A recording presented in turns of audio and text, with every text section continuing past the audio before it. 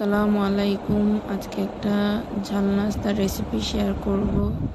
কড়াইতে পেঁয়াজ কুচি, কাঁচামরিচ কুচি, মুরগির মাংস, আদা বাটা, রসুন বাটা, হলুদের গুঁড়া সব দিয়ে ভালো করে নেড়ে চেড়ে সিদ্ধ হওয়া পর্যন্ত অপেক্ষা করব।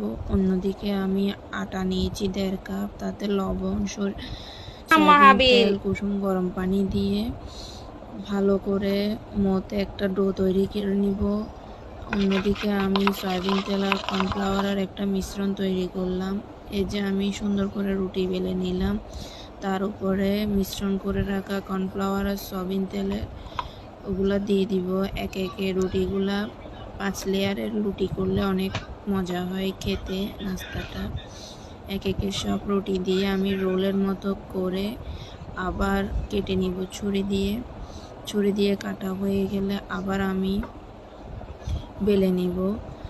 বেলা হয়ে গেলে নাস্তার পুরটা ভরে নিব ভিতরে।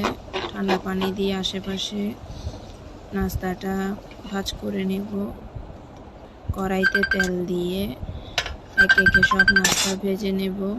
এই নাস্তাটা খেতে অনেক মজা, বাসায় একবার হলো ট্রাই করবেন। ভিডিওটা যদি ভালো লাগে অবশ্যই লাইক, কমেন্ট, শেয়ার দিয়ে পাশে থাকবেন। ধন্যবাদ সবাইকে।